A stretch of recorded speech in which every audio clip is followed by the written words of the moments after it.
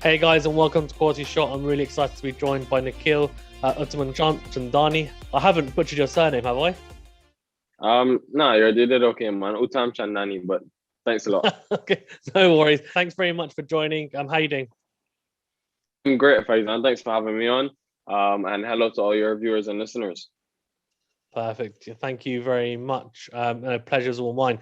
Okay, just to get started, first of all, um, how's kind of COVID and the pandemic been in the West Indies? Because here in the UK, we're kind of still in a pretty strict lockdown, etc. as well. And there's not cricket being played at the moment, although the local season starts in 2 months, so they're hoping that we're going to get cricket going. Obviously, there's tournaments going on at the moment in the West Indies. So just give me a quick feel of like how it is there in the Caribbean. I think it's been tough in some countries, probably more than others, but obviously in Barbados, we're in a lockdown as well. So it is kind of tough. And I'm just hoping that we can come out of this soon. So I just urge everyone to stay safe, stay indoors, and hopefully the entire world could overcome this pandemic very soon. Yeah, well said. Well said. So West Indies had a really impressive Test series win against Bangladesh recently.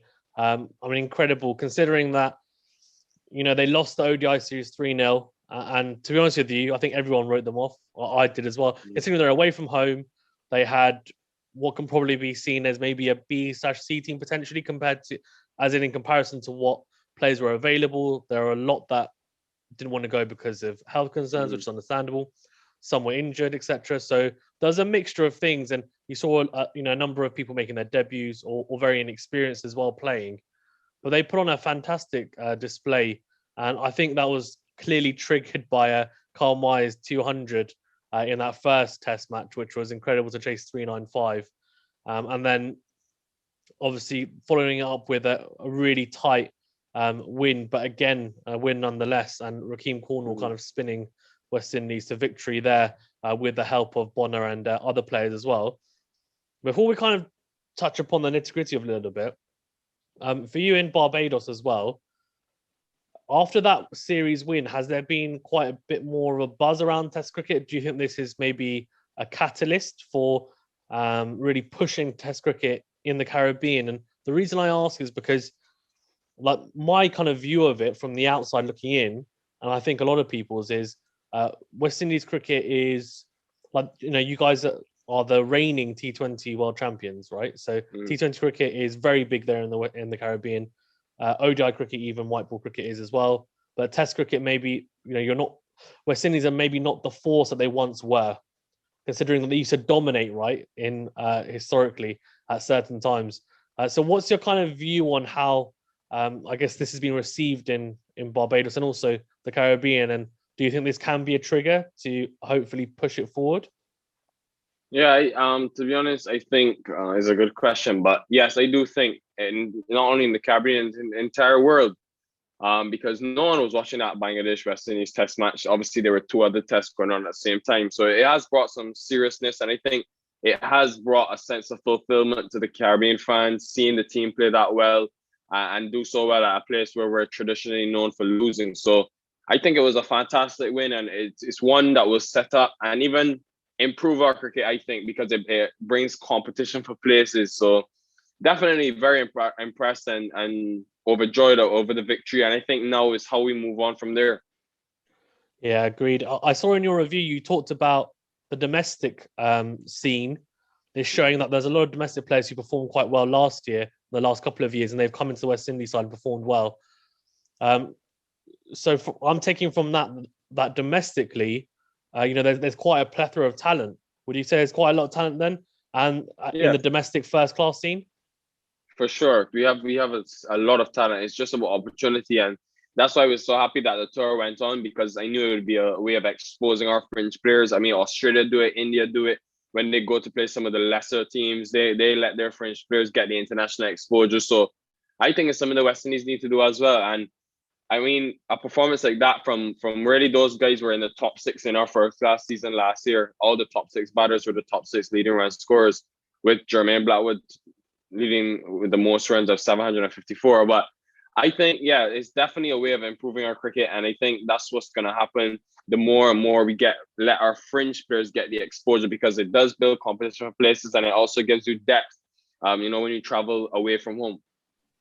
Yeah, 100% agreed. And considering, as you said, they're away from home, and Bangladesh nowadays are not, before they might have been seen as a minnow side, but they're not anymore, I don't think. And considering the performance in the ODI series, I think coming into that, they would have been really confident in the home conditions. And I think the first 3-4 days of that first test match, everyone's thinking, okay, it's going to be a 2-0 to Bangladesh, but West Indies turned it around in spectacular fashion. Just looking at, because you touched upon it, from an international perspective, I think it definitely shocked the world in the right way. We've had a couple of series like that. It was a shame that this wasn't, so here in the UK. The Australia-India match was televised. So was the Pakistan-South Africa match. Matches were as well, but West Indies Bangladesh wasn't, which was a shame for sure. And I think, to make sure that cricket grows correctly, you need to make sure that eyes are on all series. And this, I think, was seen as being a lesser series, but really, if you look at it as a whole, the result that came from it and the type of cricket being played, arguably it was a better series. What I was going to ask you, which is quite a difficult question, but I wanted to ask you, put you on the spot a little bit, is this win away at Bangladesh, I thought was fantastic. I think it's one of the best away wins historically in Test cricket. It'll definitely go down as one of the best wins historically, away wins. For India, they had a fantastic win in the Gabba, fantastic win away at Australia. Again, with a lesser team, injuries, played a massive role, and they've still managed to get through that and win that 2-1. In your opinion, which win do you think is the better away win?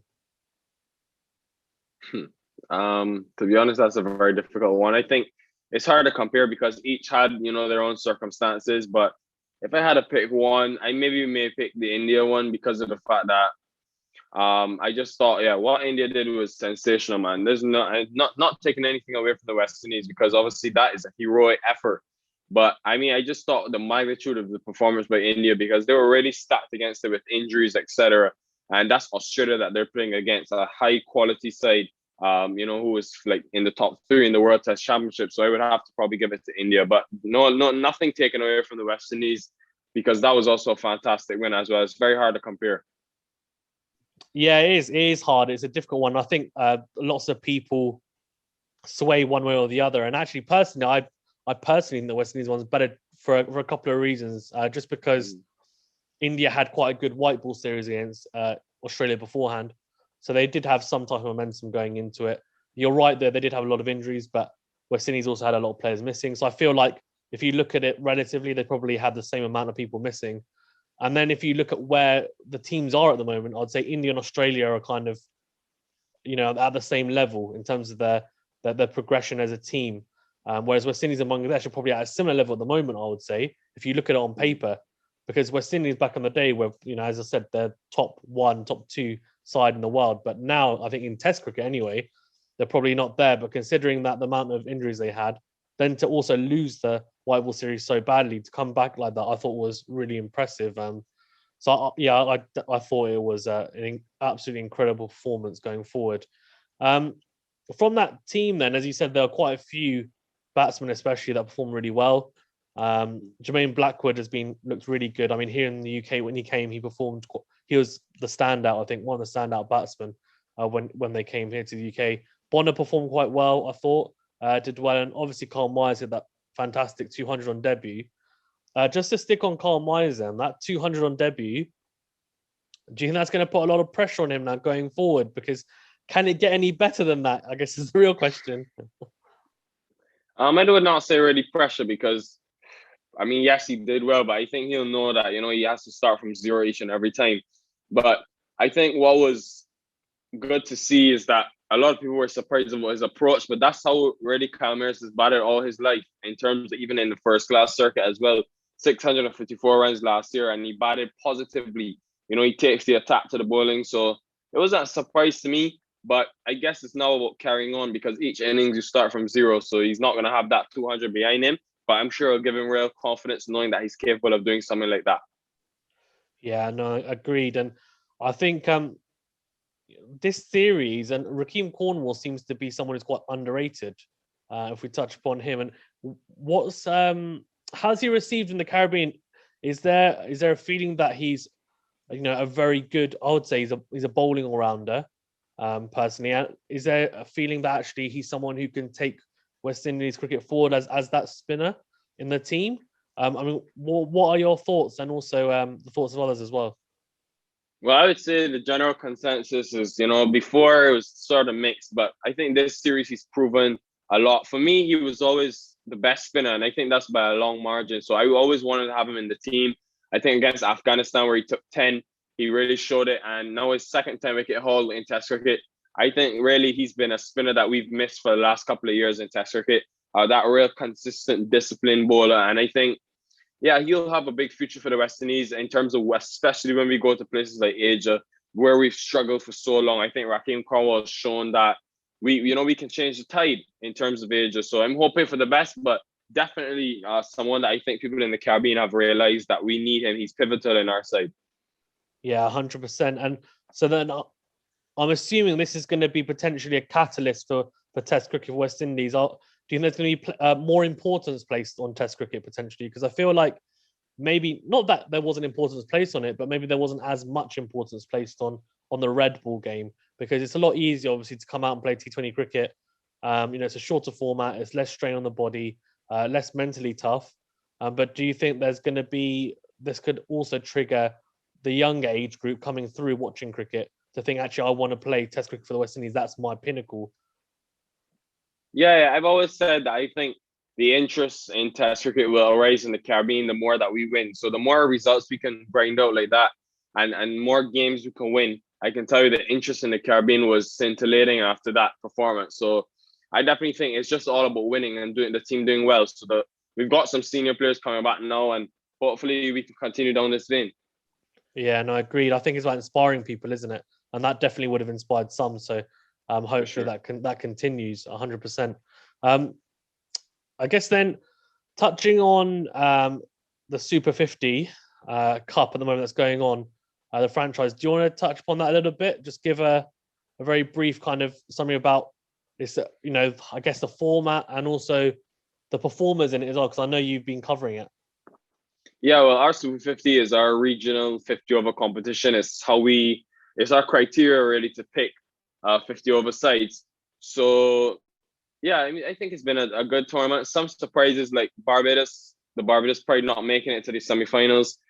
They actually lost the game against Jamaica, and that team is stacked with some West Indies players: Jason Holder, Roston Chase, Shea Hope, and Shamar Brooks as well, and some other guys.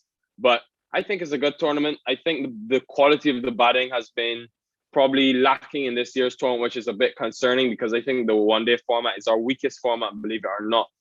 So I think there's a lot of work to be done there. But again, I think, it's all about application. And I think at least the positive I'll pick up from the Super 50 is that we're seeing some young, good talent come through. And I think that's important, knowing that you have longevity in terms of West Indies cricket. So in terms of that, that's a definite plus. But 4 teams now in the semifinals, so it's going to be good. Those 4 teams are Jamaica, Trinidad, which plays today.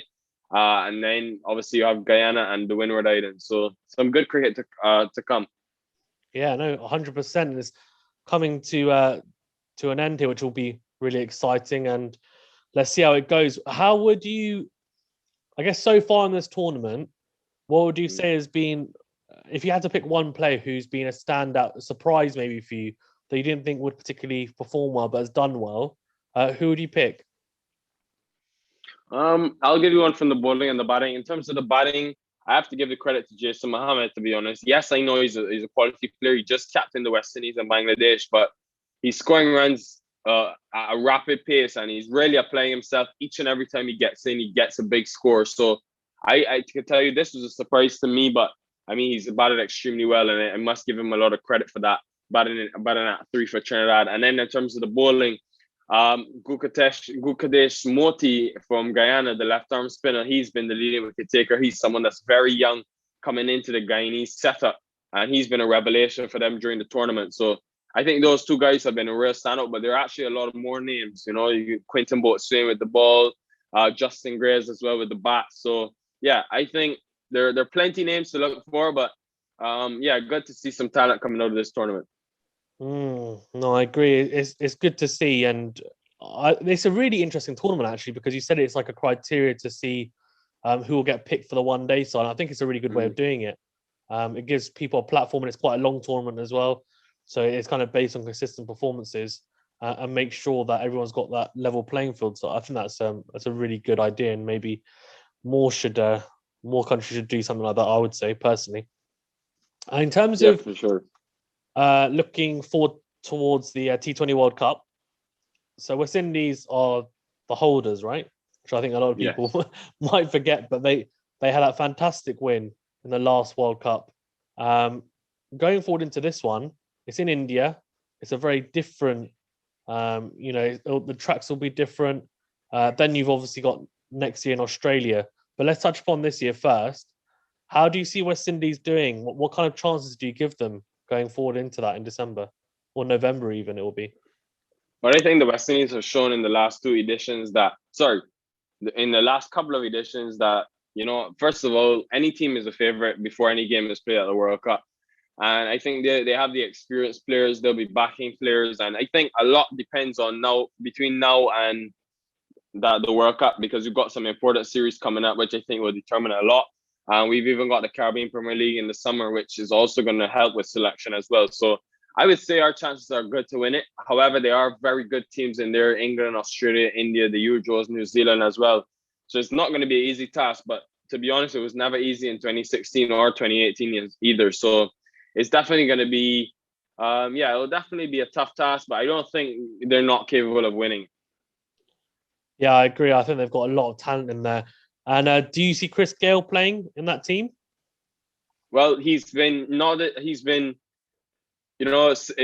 rumors that he's going to be playing against Sri Lanka. So my take on it is that I think for the rest of the series in the year, we would go about seeing how Chris Gayle is doing, in terms of his fitness. He just showed in the PSL that he's obviously batting well, but also at the CPL as well, which is our main criteria.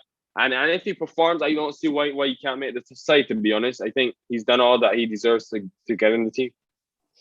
Yeah, I agree. If you're scoring runs, it's difficult to ignore, isn't it? So as long as he's not in there just based on historical performances, then I think, that's the right thing to do. I think if he plays that Sri Lanka tour, then he's doing it the right way. I feel like there'll definitely be a lot of people saying, why is he being picked if they draft him in without actually playing any international games beforehand? I think there would be an uproar, which probably rightly so, given there's other players that would have worked very hard to get into that. So fingers crossed. He's a talented player as well, and obviously coming towards the twilight of his career, but he still has a lot to give. He still has a lot to give, even as you mentioned, he's performing quite well in the PSL currently as well. How do you see the tour of Sri Lanka going, or Sri Lanka coming to tour West Indies even? I mean, West Indies surely will look at that as a chance to really stamp their authority, right? They're going to that the favourites, I'd assume. Yeah, well, when Sri Lanka come to the West Indies, it's usually very competitive. The last Test series was 1-1, so I definitely think we'll be favourites to I would say challenge them and even beat them. I'm not sure if it's in the one-day format or the T20 or the Test, but I definitely can tell you, it will not be an easy task for them, and I think we're going to make life difficult for them. And I think, we'll have a good chance, to be honest, to beat them. We've done well against them in Test cricket the last time they came, in a day and night test as well as 2 normal tests. But I definitely would nudge these guys to get the win. I would pick them to get the Test series win if we're looking at Test cricket. Yeah, agreed, 100%. And that CPL is in the summer, isn't it? How much effect do you think that's had on cricket since it started, since that inaugural year? It's now been quite a few years. Have you seen the difference in West Indian cricket, and what type of impact do you think it's had, whether it's positive or negative, or even both? Yeah, I would say there's been a considerable impact. Obviously, it's franchise cricket, so everyone wants to play. So there is competition for places. It does increase the quality of the cricket. So I think it's the main thing we pick our T20 squads off of. So players prioritize it and take it very seriously. Yeah, agreed. Have you seen though with the CPL? Have you seen any types of negative effects it could have had potentially on West Indies cricket? Potentially, I would just say, because it's franchise cricket, every team wants to win. So it does take away from that, the aspect of finding good young talent. Now, don't get me wrong, there are several names, and we sort of brought in the emerging players slot for that. But obviously, when you have a national setup, you get a lot of you get a lot of younger players in the side. But however, that being said, I still think the CPL is doing a decent job to get the emerging players in to make sure that they play games, the younger players. But I also think, it's unfortunate that we couldn't have gotten a domestic tournament as well as the CPL, because it would have had the balance for both. Yeah, I agree. I think that would have been good. I think a lot of countries do have that. I know in Pakistan they have a similar thing, but they've kept that national T20 tournament and also for the PS. I think India have got the same thing as well. That would have been a nice balance, as you said, to have. Going forward, then with West Indies cricket, in terms of from the board level, where do you think they'll be looking to concentrate their attention? Obviously, there's 2 back-to-back T20 World Cups. So do you think the rest of this year is going to be about really prepping the team for that and looking to mount a challenge, given you guys are the reigning champions then? Of course, Test cricket is now on a high as well. So is it a case of maybe not just concentrating on that, but really trying to strengthen in every format and get that buzz going, as it seems to have happened after that Test series, like much higher buzz maybe than normal? Yeah, I wouldn't say they would just prioritize the World Cup. I mean, they've always prioritized all formats really. So I think that's the way forward, because yes, there are 2 World Cups coming up, but you still have cricket to play. You still need to develop the cricket. So I would say, I'm pretty sure everyone will prioritize all 3 formats. But as you said, there is an increased buzz, and I think it'll only be good for the West Indies. And as someone who obviously seems to be quite deep in it, you're doing a lot of stuff as a sports journalist or presenter or writer, etc. What would you say is your most interesting, say, interview that you've done with someone as a player? That's an interesting one, to be honest. I haven't thought of that. I've done a lot of interesting ones. Probably it's very difficult to say, but I guess the Kyle Mears recent interview I did with him, that was a very good one, because he was fresh off the double 100. And then also the opportunity I had to interview Jofra Archer, it was kind of not planned. So it sort of caught me off guard, but it was still a great interview, and I was happy to speak with him. And so, I've done a couple of interesting ones, but probably those 2 would probably stand out for me. Nice. What kind of aura did you get from the 2? From Carl Myers, was it more, I'm assuming it was a buzz of real excitement and also just kind of euphoria? And with Jofra Archer, do you see that confidence maybe around him as well? Yeah, I thought both were, you had that euphoria because of the fact that, first of all, the Kyle Mears one, obviously, as you said, fresh off of the 200. But for the Jofra Archer one, it was actually during the CPL, so the buzz was electric. So he was still, exciting as well. That's amazing. That must be really good to get guys like that on interviewing, etc. Because I find even with the kind of, I've interviewed a few cricketers more at the domestic kind of level, and a few kind of internationals from the associate nations, and I find every time I interview them, I kind of take a little bit of knowledge or information from them that I can soak up and sponge be a sponge to, which is really nice because, and you'll know, I guess, that it's all about learning your trade and really studying the game, which is fantastic, which is the game of cricket, which can be infuriating at times, but also so exciting at times as well. Sure. Before we wrap up, do you want to just, I guess I touched upon it, but do you want to talk a little bit about what you do and also plug yourself, your YouTube, your social media outlets so that people know? Yeah, well, as you would have said, I'm an aspiring cricket commentator, do a lot of analysis in terms of the sport of cricket. So you guys can find anything I do on at Nick Uttam. I'm sure that Faizan will put it in the description. But yeah, you can follow me on all platforms. And like Faizan, I also put out some cricket content as well. So it'll be great to engage with a lot of you. Thank you very much. No problem at all. Thanks very much for joining as well. Really appreciate you coming on. It's a good chat, and maybe we can catch up later on in the year and talk some West Indies and also just general cricket as well.